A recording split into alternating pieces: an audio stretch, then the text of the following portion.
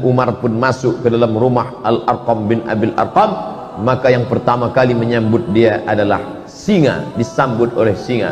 Apa kata Hamzah bin Abdul Muttalib? Kalau kau datang untuk menyerah, kami terima engkau. Tapi kalau kau datang untuk membunuh Muhammad, qatalnaka bisayfik, kami akan bunuh engkau bukan dengan pedang kami, kami bunuh engkau dengan pedang engkau sendiri. Penghinaan yang luar biasa.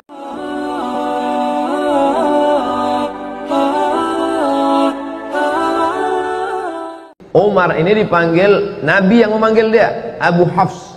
Hafs artinya singa. Abu Hafs artinya singa. Kenapa? Karena garangnya. Dulu sebelum masuk Islam, dia pemenang gulat di pasar Ukaz. Di Makkah itu ada satu pasar namanya pasar Ukaz. Kalau di Pekanbaru ada namanya pasar Senapelan, pasar bawah. Di pasar Ukaz itu setiap tahun diadakan lomba gulat. Juara bertahannya Sayyidina Umar Ibn Khattab, menang tiap tahun. Umur dia ketika Nabi dapat wahyu, beda umur dia dengan Nabi 20, bedanya 13 tahun. Kalau Abu Bakar sama Nabi bedanya 2 tahun. Jadi ketika Nabi berumur 40 tahun dapat wahyu, maka Abu Bakar umurnya 38 tahun. Sedangkan Umar dengan Nabi jarak umurnya 13 tahun. Jadi ketika Nabi dapat wahyu umur 40 tahun, maka umur Umar waktu itu 27 tahun. 27 kalau sekarang ya masih anak muda lah. Selesai S1 23, ambil S2 3 tahun 26, kemudian sedang S3 semester 2 27 tahun. Anak muda sedang segar-segarnya. Itulah dia Umar bin Khattab, pemenang juara gulat bertahan. Maka ini Umar bin Khattab, Nabi ingin betul supaya dia ini masuk Islam. Sampai Nabi berdoa, Allahumma a'izzal Islam bi Umaraini, tolonglah Islam ini dengan dua Umar ya Allah. Ada 2 Umar di Makkah yang waktu itu hebat betul. Ya Allah, tolonglah Islam ini, kalau masuk Islam 2 Umar ini, insya Allah kuat Islam ini. 1 Umar bin Khattab, 1 Umar bin Hisham. Kalau saya sebut Umar bin Hisham banyak orang tak tahu. Tahu Umar bin Hisham? Tidak. Kalau saya sebut nama kerennya, tahu. Umar bin Hisham, Abu Jahal. Sedangkan ini Abu Hafs, Abu Jahal, si goblok, bodoh. Abu Jahal itu apa artinya Ustaz? Bongak. Sedangkan ini Abu Hafs, singa, perkasa. Nabi minta pada Allah, ya Allah, kalau bisa 2 orang Umar ini masuk Islam, mantap Islam ini. Dan Umar bin Khattab masuk Islam. Abu Jahal mati dalam keadaan kafir. Tapi masuk Islamnya tak cepat, lama. Tahun 1 tak masuk Islam. Tahun beda dengan Abu Bakar. Abu Bakar tahun 1 langsung masuk Islam. Tahun 2, tahun ke-6 baru dia masuk Islam. Dia memusuhi Islam. Siapa yang masuk Islam, ada budak dia, hamba sahaya dia masuk Islam, habis disiksanya. Lalu kemudian pernah satu hari dia mau membunuh Nabi Muhammad. Keluar dari rumah, dicabutnya pedang. Jumpa sama kawannya. Kau mau kemana Umar? Aku mau memancung kepala Muhammad. Ente tahu, ente Bani Adi. Mereka pakai Bani. Anak-anak keturunan Adi disebut Bani Adi. Muhammad SAW itu Bani Hashim. Muhammad bin Abdul Muttalib bin Hashim bin Abdi Manaf. Maka dia Bani Hashim. Kau mau membunuh siapa? Aku mau membunuh Muhammad. Kau tahu tak Muhammad itu siapa? Muhammad anak Abdullah, anak Abdul Muttalib, anak Hashim, anak Abdi Manaf, anak Qusay. Qusay itulah yang membangun kota Makkah ini. Kalau sampai anak cucu kemanakan mereka ini mati, ente habis nanti. Akhirnya tak jadi dia bunuh Nabi Muhammad sallallahu alaihi wasallam. Suatu hari dia bertamulah ke rumah adiknya. Nama adiknya Fatimah bintil Khattab. Nama dia Umar bin Khattab. Fatimah bintil Khattab ini punya suami namanya Said.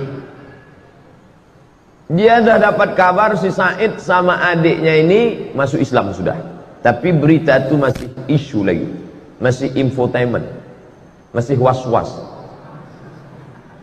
Maka datanglah dia bertamu, kebetulan si Said sama Fatimah sedang baca Quran, tapi suara mereka pelan-pelan. Nama penjaganya namanya Khabbab. Khabbab, ya, adikku tadi baca apa? Tak ada, kata Khabbab. Tapi aku dengar sesuatu. Masuk dia ke dalam, ditinjunya adiknya itu. Pertama adik iparnya dia tinju. Tentu menang, dia pemenang gulat tiap tahun.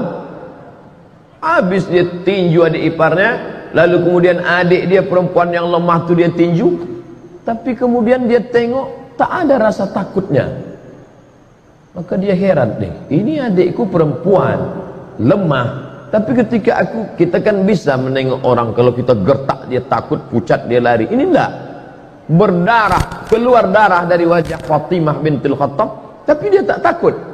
Maka Umar mengaku, setelah dia masuk Islam baru dia ngaku. Apa kata dia? Kata dia, sya'urtu bid-du'fi lamma ra'aitu dama kharaja min wajhiha. Aku tiba-tiba merasa diriku lemah ketika aku tengok darah keluar dari wajahnya. Jadi saudara-saudara kita yang nampaknya lesu, lemah, tapi dikuatkan oleh Allah, dikuatkan malaikat, maka orang-orang yang merasa diri hebat itu merasa lemah dalam dirinya. Ini terjadi pada Sayyidina Umar bin Khattab. Dia menang, juara gulat, bertahan tiap tahun, badannya kekar, kokoh.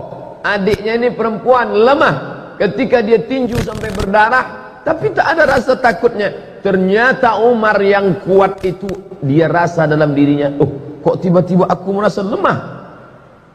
Lalu kemudian dia tarik kertas dari tangan adiknya itu. Apa yang sedang kau baca ini? Betullah ternyata kabar yang kudengar selama ini, kalian sudah suami istri masuk Islam ya. Ini rupanya kalian ikut Muhammad. Aku memusuhi orang, adik iparku dan adik kandungku sendiri sudah ikut Muhammad sallallahu alaihi wasallam. Ditariknya. Apa kata Fatimah? Fatimah adik dia, Fatimah bintil Khattab. Ya Umar ibn al-Khattab, innaka najassun bisyirkika. Dengan mulut berdarah dia katakan, hai Umar bin Khattab, engkau najis karena kau syirik. Bukan dia takut, ada kekuatan dalam dirinya. Umar yang sedang down, sedang rasa lemah, menengok adiknya tegar, malah kata-katanya, innaka najasun, kau najis karena kau syirik, maka kau tak layak, la yamassuhu illa tahirun. Tidak ada yang layak memegang lembaran ini. Waktu itu belum ada Quran 30 juz. Jangan bayangkan Umar memegang besar begini. Enggak, lembaran-lembaran, suhuf namanya, lembaran, selembar-lembar. Ada ditulis di tulang onta, ada ditulis di pelepah korma, ada ditulis di batu-batu. Tapi ada kertas yang masuk, karena Mesir sudah ada kertas. Mereka sudah punya hubungan dagang. Orang-orang Yahudi sudah ada mulai ketemu, kertas tak banyak. Salah satu kertas itu dipegang oleh Fatimah, ditarik oleh Umar bin Khattab.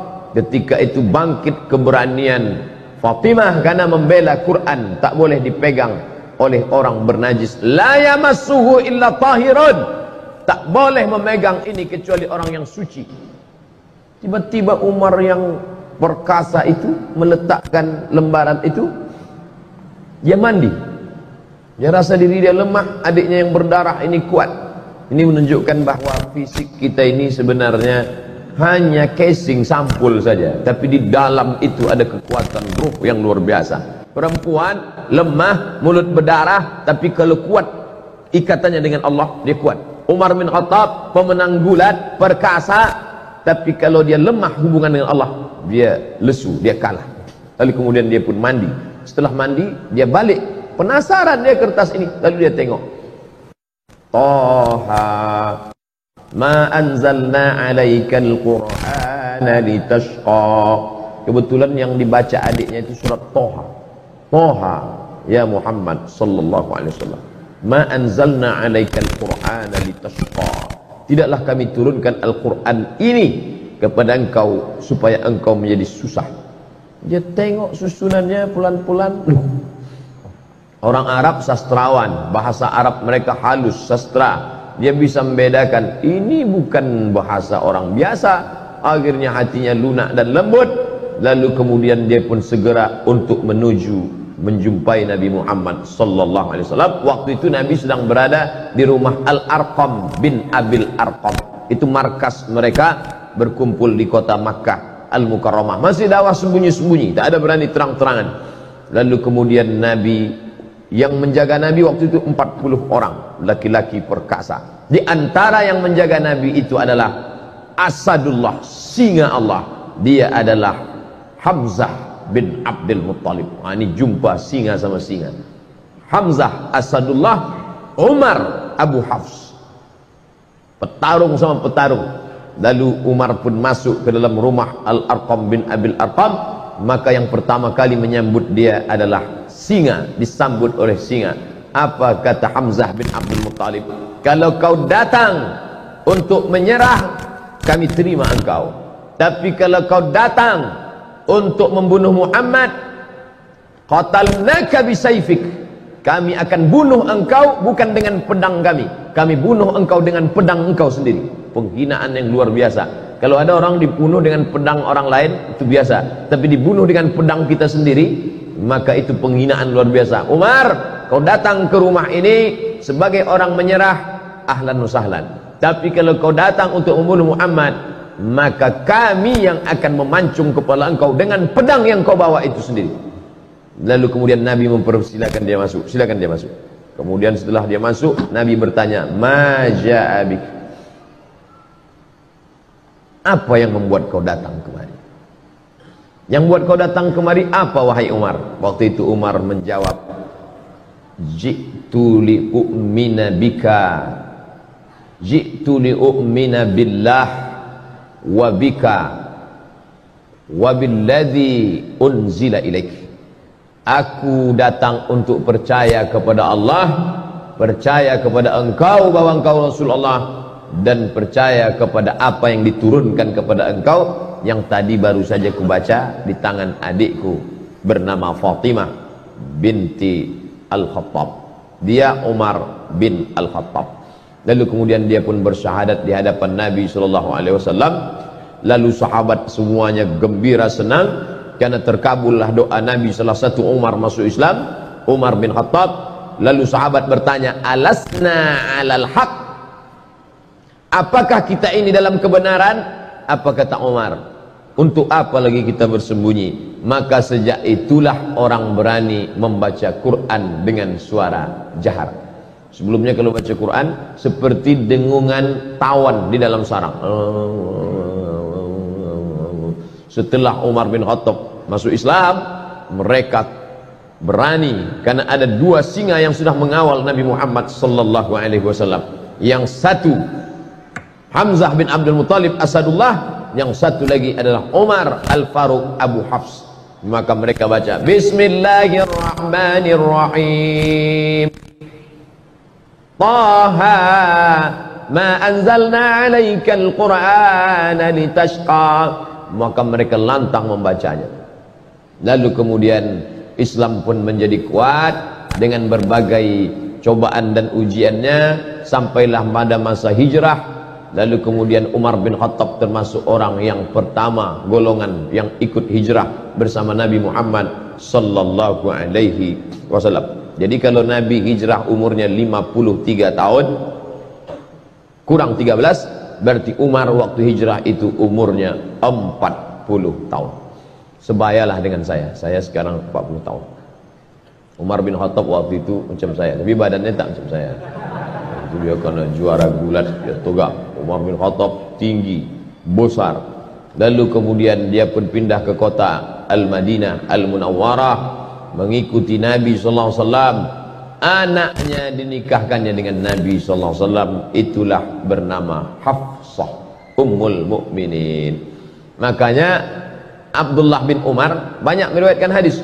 7 di antara sahabat Nabi yang banyak meriwayatkan hadis adalah Abdullah bin Umar. Kenapa Abdullah bin Umar bisa banyak hadisnya? Karena dia punya kakak menikah dengan Nabi, maka dia bebas main jalan di rumah Nabi, yaitu Hafsah. Maka Nabi itu abang ipar dia. Lalu kemudian setelah Nabi meninggal, naiklah penggantinya, yaitu Abu Bakr As-Siddiq bermusyawarah mereka di satu tempat namanya Saqifah Bani Sa'idah. Nanti Bapak Ibu pergi umrah, ini Masjid Nabawi mengarah ke kiblat, tengok di sebelah kanan masjid. Setelah keluar dari pintu Babus Salam, terus saja setelah Museum Al-Quran, Museum Asmaul Husna, di sana itu ada taman, hotel keliling, tapi yang di situ tetap taman, memang tak boleh dibangun. Itulah dia Saqifah Bani Sa'idah. Di situ mereka bermusyawarah siapa yang akan mengganti kepemimpinan Madinah setelah Nabi Muhammad sallallahu alaihi wasallam meninggal. Naik Abu Bakar Siddiq 2 tahun, meninggal Abu Bakar, dilantiklah Sayyidina Umar. Khalifah artinya pengganti. Meninggal Nabi, penggantinya bukan pengganti Nabi, karena Nabi la nabiyya ba'dah. Tak ada Nabi sesudah Nabi Muhammad sallallahu alaihi wasallam. Maksud khalifah di situ adalah pengganti kepemimpinan politik. Maka digantikan oleh Sayyidina Abu Bakr As-Siddiq. Setelah Abu Bakar meninggal, naik pengganti Abu Bakar, maka nama menjadi 2. Kalau Abu Umar, Abu Bakar, Khalifatu Rasulillah, pengganti Rasulullah. Ketika meninggal Abu Bakar, naik Umar, namanya terlalu panjang, Khalifati Rasulillah, penggantinya Rasulullah. Maka ini namanya tidak menarik. Masa namanya siapa itu? Khalifahnya Rasulullah. Nanti kalau 3, khalifah Rasulullah. Maka muncullah nama baru, dia dipanggil dengan Amirul Mukminin. Dialah pemimpin pertama yang dipanggil dengan Amirul Mukminin, Umar ibn Khattab. Kalau khalifah, Abu Bakr As-Siddiq. Amirul Mukminin, Umar bin Khattab. Di masa pemerintahan Umar bin Khattab muncul ijtihad baru. Pertama, dibentuknya syurtah, polisi. Pada masa Abu Bakar tak ada. Pada masa Umar, situlah ada kepolisian kota Madinah Al-Munawwarah. Pada masa Umar bin Khattab, tentara dikasih gaji bulanan, rawatib namanya. Sebelumnya tak ada. Sebelumnya kalau perang, habis perang baru dapat harta rampasan perang, ghanimah namanya. Tapi pada masa pemerintahan Umar, digaji pokok. Perang tak perang, pokoknya dapat. Itu pada masa Umar bin Khattab. Pada masa Umar bin Khattab dibangunlah rumah wakaf. Sebelum itu tak ada. Sebelum itu Baitul Mal saja, tapi ini khusus dibuatkan rumah wakaf. Pada masa Umar bin Khattab pula dibangun diwan. Diwan itu kantor. Sebelumnya tak ada kantor. Zaman Nabi tak ada kantor. Zaman Abu Bakar tak ada kantor. Setelah itu pada masa Umar bin Khattab ada kantor administrasi negara, tertib administrasi, ada berkas-berkas, ada pegawainya, ada karyawannya, ada gaji tetapnya. Dan pada masa pemerintahan Umar bin Khattab, Islam tersebar. Makkah di tengah, di bawahnya Yaman, di atasnya negeri Syam, Suriah, Lebanon, Palestina, Yordania. Di kirinya Laut Merah. Menyeberang Laut Merah, Mesir dibuka pada masa pemerintahan Umar bin Khattab. Umar mengutus seorang sahabat bernama Amr bin As. Amr bin As lah yang membebaskan Mesir. Jangan katakan eksploitasi, jangan katakan ekstradisi, jangan katakan ekspansi. Ini banyak ini anak-anak mahasiswa menulis ekspansi Umar bin Khattab ke Mesir. Ekspansi sama dengan penjajahan, perluasan kekuasaan. Tapi Islam selalu memakai istilah fathu, pembebasan. Mesir dibebaskan. Dibebaskan dari apa? Dibebaskan dari menyembah berhala, dibebaskan dari menyembah matahari, dibebaskan dari menyembah sungai Nil kepada menyembah Allah Subhanahu wa taala. Mesir agama nenek moyang mereka menyembah dewa matahari, Ra namanya. Nanti kalau pergi ke museum Mesir, nampak ada bulat matahari, di kiri kanan bawah atas keluar tangan dewa matahari sedang mengulurkan nikmat-nikmatnya. Karena kalau matahari tak ada, maka tidak akan tumbuh gandum. Kalau gandum tak tumbuh, tak akan mati, tak akan makan, mereka akan mati. Maka mereka menyembah matahari. Di dunia ini sampai hari ini masih ada orang menyembah matahari. Jepang, lalu kemudian Mesir itu menyembah matahari. Dan orang Arab jahiliyah pun menyembah matahari.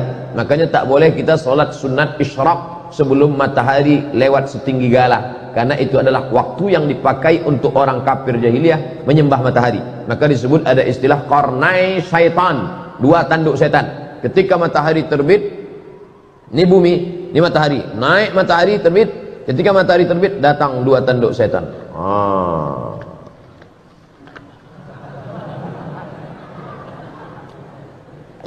Alhamdulillah kita tak ada menyembah matahari lagi. Buya Hamka dulu pernah dipaksa untuk menyembah matahari. Ai, kata penjajah Jepang, tak mau Buya Hamka. Ini tentang menyembah matahari. Lalu kemudian masuklah Kristen ke Mesir, dan orang Mesir pun beragama Kristen Ortodok Koptik, tidak Katolik. Sedangkan Romawi Katolik, Mesir Koptik, beda mazhab. Maka Katolik menjajah Koptik. Begitu ceritanya. Orang Koptik Mesir ini merasa terjajah oleh Romawi yang Katolik. Datanglah Islam membebaskan mereka dari penjajahan. Bukunya ditulis oleh Syekh Muhammad Al-Ghazali, gurunya Syekh Yusuf Al-Qaradawi. Makanya Mesir itu masuk Islam tidak dengan perang. Kenapa? Karena mereka merasa dibebaskan oleh orang Islam. Ketika datang Inggris setelah zaman kemerdekaan, datang Inggris bertahan di Mesir. Kata mereka, kami Inggris di Mesir bukan mau menjajah Mesir, tapi karena ingin menjaga saudara-saudara kami yang Kristen Koptik ini. Naiklah paus Mesir. Mesir punya paus sendiri. Dia tak mau ikut paus Benedictus Franciscus yang menggantikan Benedictus, menggantikan paus Paulus. Begitu sanadnya ke atas. Yang sekarang ini Franciscus menggantikan Benedictus, menggantikan Paulus, sampailah ke atas. Kami di sini bukan menjajah Mesir, kata orang Inggris. Kami di sini bukan menjajah Mesir, kami mau menjaga keamanan saudara-saudara kami supaya jangan sampai dibunuh oleh orang Islam yang teroris-teroris ini, katanya. Maka naik paus Koptik ke atas mimbar Al-Azhar. Naik dia ke atas, apa kata dia? Kalau keberadaan Inggris di sini untuk menjaga kami yang Kristen Koptik, biarlah kami mati di tangan saudara kami yang Islam ini, karena kami dulu pun dibebaskan oleh mereka. Pidato itu dicatat dengan tinta emas. Makanya Islam kalau dia kuat, dia besar, dia justru menjadi rahmat bagi semesta alam. Bayangkan berkelahi antara Koptik dengan Ortodok, Ortodok Koptik berkelahi dengan Katolik, justru yang menolongnya adalah umat Islam. Bukti bahwa Islam tidak menghabisi minoritas. Sampai hari ini gereja-gereja tetap tegak di Mesir. Gereja paling tua, gereja Saint Catherine, yang ada di bawah bukit Jabal Musa. Nabi Musa menerima wahyu naik ke atas, di bawah itu ada satu gereja, gereja Saint Catherine. Saint perempuan suci, Catherine, dia ditekan oleh penjajahan, lari dia buatnya situ gereja, masih ada sampai sekarang. Saya waktu naik ke atas bukit Tursina, kami tengok, loh kok ada gereja di bawah? Ini gereja Saint Catherine. Seandainya Umar bin Khattab waktu itu mau, bisa diratakannya semua. Itu yang kafir-kafir itu, matikan mereka semua. Nah, mana? Islam pernah berkuasa di India, beratus tahun Islam berkuasa di India. Orang Hindu masih tetap ada. Kalaulah Islam itu ekstrim, tak ada lagi Sanjay Dutt, Shahrukh Khan, Amitabh Bachchan, udah habis itu semua udah. Islam berkuasa di Indonesia, bumi Melayu, kerajaan Siak Serindrapura, Candi Muara Takus. Bukti. Jadi bagi orang-orang yang masih juga mengatakan kami takut kalau Islam dibangkit, nanti Islam akan membunuh kami. Islam, ente kemana aja selama ini? Tak ente tengok bagaimana Mesir tetap tegak berdiri. Maka mereka berbondong-bondong masuk Islam, karena Islam datang membawa rahmatan lil alamin. Lalu kemudian Palestina yang waktu itu dipegang kuncinya oleh Kristen Ortodok, dan Islam menguasai Palestina dengan damai. Dia tak mau menyerahkan kunci ini kepada tentara-tentara. Apa kata pimpinan agama Kristen Palestina? Kunci ini hanya mau aku serahkan kepada Umar bin Khattab. Dia penasaran, mana Umar tuh, aku mau menengok Umar. Kalau mau kunci ini, datang kemari. Umat Islam kalau mau merampas kunci itu bisa aja, tariknya udah. Tapi Umar bin Khattab bijaksana, biar aku yang datang, kata Umar. Datanglah Umar. Dibayangkan si pendeta ini akan datang pasukan berkuda dengan baju besi, dengan tombak. Tunggunya lah, berkedip-kedip mata dia menengok. Manalah Umar bin Khattab. Dari kejauhan ditengoknya onta satu ekor, ada 2 orang. Yang mana Umar bin Khattab, kata dia. 2 orang ini ganti-gantian. Kadang budaknya di atas, kadang Umar di bawah. Kadang Umar di bawah, kadang budak di atas. Pas ketika mau dekat pintu Baitul Maqdis, giliran Umar di bawah, budaknya di atas. Tengoknya pakaian Umar biasa aja. Disangkanya Umar pakai baju kebesaran, pakai jubah sutra, pakai cincin emas, pakai naik kereta kencana, feodal. Umar tuh low profile. Tengoknya Umar. Yang mana Umar bin Khattab? Ini dia. Ini Umar bin Khattab yang menguasai dari Yaman sampai ke Palestina, sampai ke Mesir itu. Ya, inilah dia. Kata mereka terkejut. Lalu kemudian Umar dipersilakan solat di gereja tempat lahirnya Isa alaihissalam. Silakan Umar solat. Umar tak mau. Solat dia di depan gereja. Ini gereja, solat dia di depan gereja. Selesai dia solat, orang bertanya, kenapa kau tak mau solat di dalam gereja itu Umar? Nanti kalian tengok. Sekarang barulah orang terkagum sama Umar. Kenapa? Bekas sujud Umar solat itu, itulah didirikan masjid sekarang, namanya Masjid Umar bin Khattab, berhadap-hadapan dengan katedral kelahiran Isa alaihissalam. Bayangkan kalau Umar bin Khattab solat di gereja itu, apa yang terjadi? Rata gereja itu jadi masjid. Tengok Umar bin Khattab bijaksana. Begitulah dia. Tapi ada satu api dalam sekam, sakit hati dia. Siapa dia? Ketika Umar bin Khattab membebaskan Persia, Makkah di tengah, Yaman di bawah, Syam di atas, Mesir di kiri. Di kanan ini ada Persia. Persia lebih kuat daripada Roma. Makanya dalam Quran ada suatu surat namanya surat Ar-Rum. Ghulibatir Rom. Bangsa Romawi pernah kalah. Siapa yang mengalahkan Romawi? Persia. Persia paling hebat. Dan Persia dikalahkan oleh Umar bin Khattab.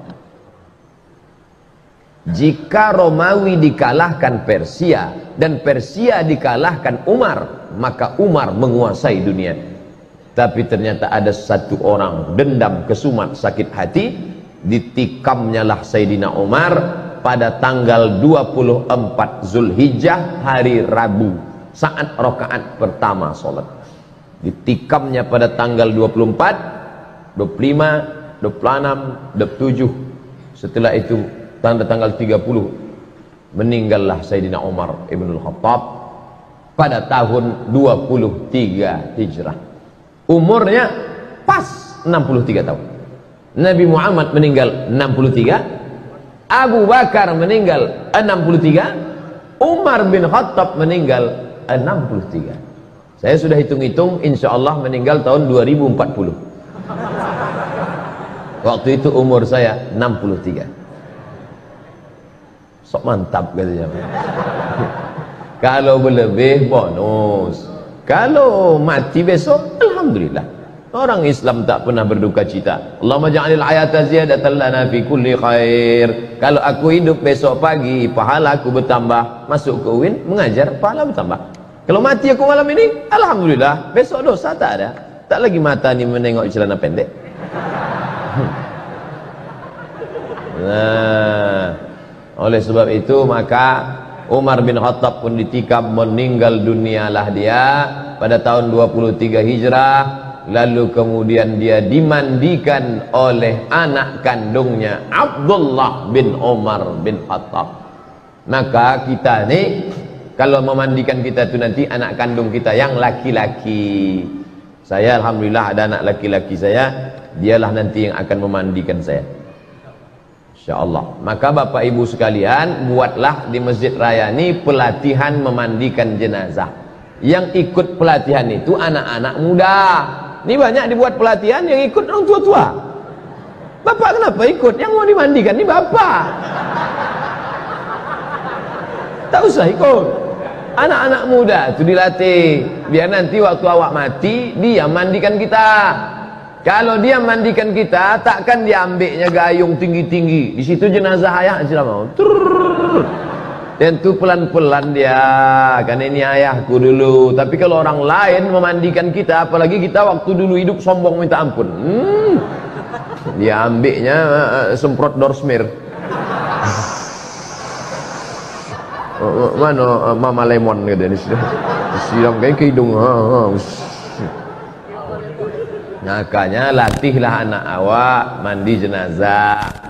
Ibu memandikan anak itu satu hari berapa kali? Mandi pagi, mandi siang, mandi malam, mandi, makan coklat, mandi, tumpah lontong, mandi, makan, mandi. Nah, habis itu ibu mandikan dia satu hari 5 kali. Setahun kali 5, 3 kali 5, 1500 kali ibu mandikan dia. Dan ibu minta mandikan dia sekali saja. Nah, aku mau kau mandikan aku sekali saja. Mandi apa? Mandi jenazah. Umar bin Khattab bertuah.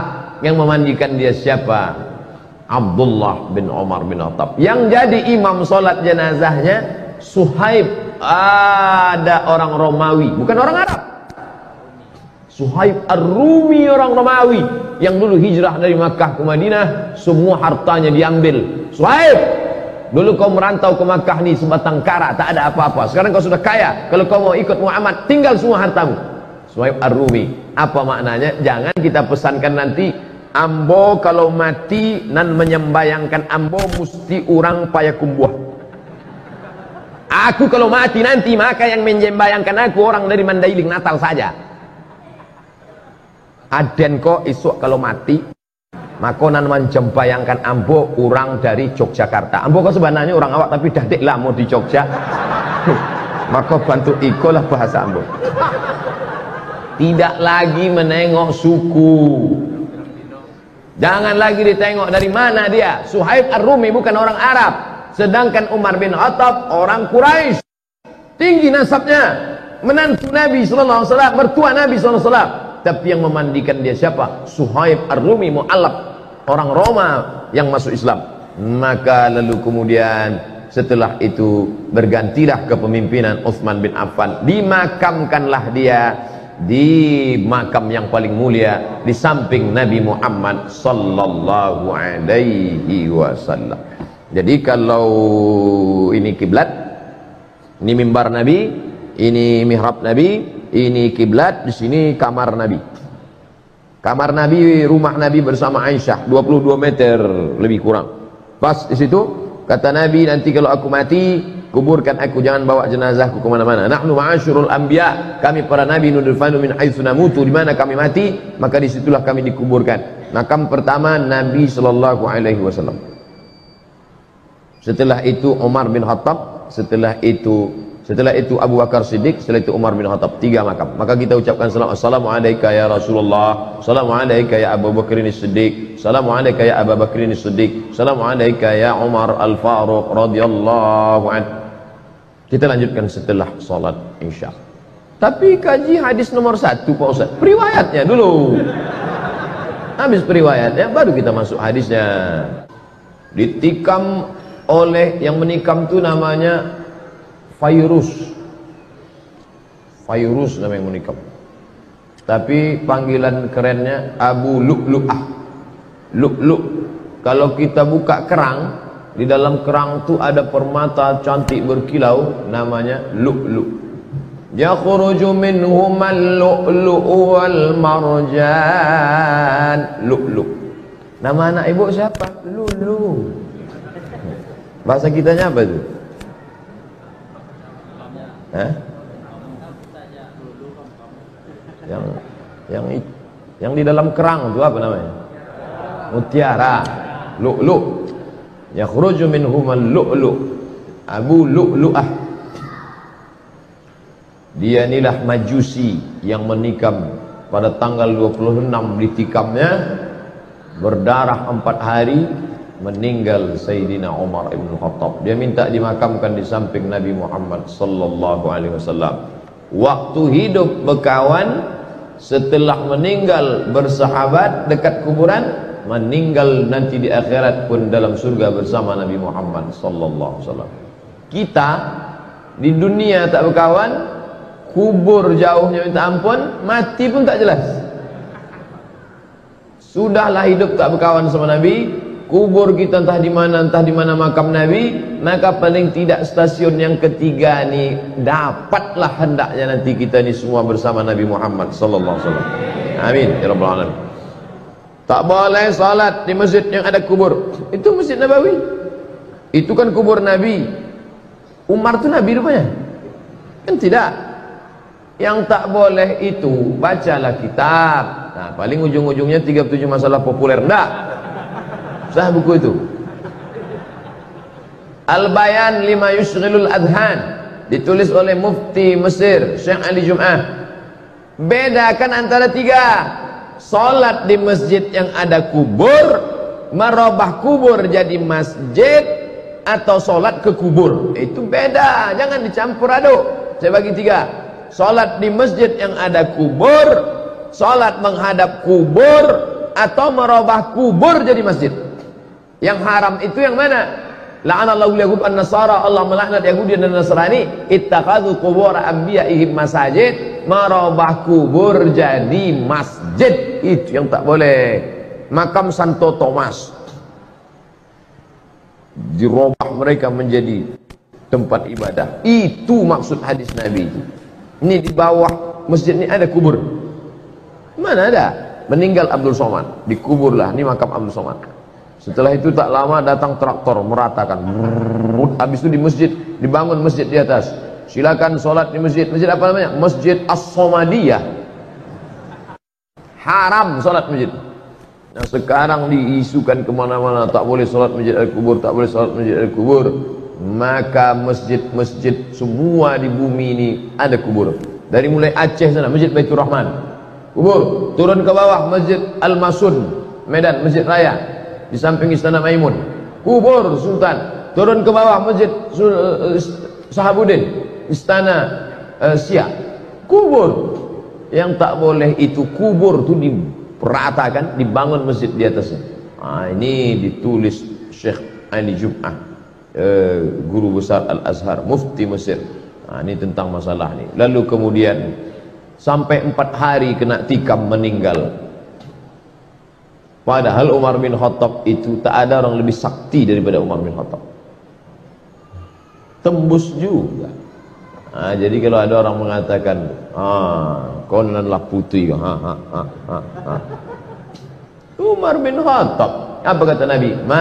Lau kana nabiyan ba'di lakana Umar. Seandainya ada nabi sesudah aku, pasti Umar ini jadi nabi. Bagaimana iman Umar? Masalaka Umar fajjan qattu illa salaka syaitanu fajjan ghaira fajjika. Seandainya Umar lewat di suatu jalan, maka setan akan mutar di jalan yang lain. Kalau Umar bin Khattab lewat di jalan Ahmad Yani, maka setan mutar ke jalan Sudirman. Takut dia seperjalan. Kita bersanding-sanding sama setan. Kan jauh dari setan. Tidur sama setan, makan sama setan, WC sama setan. Umar bin Khattab luar biasa, tapi dia meninggal. Apa yang diinginkan Allah? Allah ingin dia mati syahid. Yang menikamnya itu Fairuz Abu Lu'lu'ah. Inilah majusi yang jahat. Ada pula orang membangun makamnya. Makam Fairuz Abu Lu'lu'ah dibangun megah, pakai lampu-lampu, pakai taman-taman. Siapa yang membangunnya? Syiah. Kata mereka ini pahlawan karena sudah berhasil membunuh orang paling jahat di dunia, yaitu Umar bin Khattab, karena merampas kekuasaan Sayyidina Ali bin Abi Thalib. La haula wala quwata illa billahil aliyil azim. Tidak ada konflik antara Umar dengan Ali. Tahu tidak? Umar punya istri namanya Ummu Kulthum. Ummu Kulthum. Ummu Kulthum itu anak siapa? Anak Sayyidina Ali.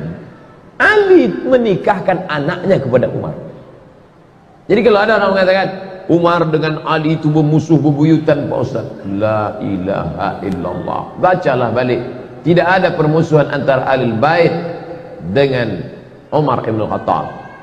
Cintanya Ali kepada Umar, dinikahkannya anak gadisnya namanya Ummu Kulthum dengan Umar ibn Khattab. Umar nama Kalau memang benci kita sama orang, takkan kita pakai namanya. Tapi Ali punya anak, dibuatnya 2 kali Umar. Umar Wahid, Umar Sani. Umar Cie, Umar Duo. Saking kan cintanya dia kepada Sayyidina Umar bin Khattab. Dan ketika Umar menjadi khalifah, maka Sayyidina Ali diangkatnya menjadi Watim Pres. Mana pula ada Watim Pres waktu itu? Agak-agaknya macam itulah. Dewan Pertimbangan Khalifah Watim Prah Sayyidina Ali bin Abi Thalib. Jadi mereka berkawan bersahabat baik. Maka kata Sayyid Muhammad Alawi Al-Hasani Al-Maliki, ulama hadis dari Makkah, kalau kau tengok ada orang berilmu tapi mencaci maki sahabat Nabi, itu adalah khatul ahmar, garis merah. Jangan kau ambil ilmu dari dia. Kalau ada nanti ustaz mencaci maki Abu Bakar, mengejek-ejek Umar, bahkan apa pesan Imam Syafi'i, kalau kau solat tiba-tiba imammu itu Syiah, jangan kau belakang dia, pergi sana cari, tak usah kau solat sama dia. La tusalli khalfa rafidhi, jangan kau solat di belakang Syiah Rafidah. Al-Buaiti bertanya, sifhum lana, bagaimana kami tahu dia Syiah? Jubahnya sama, sorbannya sama, bagaimana kami tahu dia Syiah? Man qala inna Aba Bakrin wa Umar laysa bi imamaini fahuwa rafidhi. Siapa yang mencaci maki Abu Bakar dan Umar, maka itu salah satu Syiah Rafidah.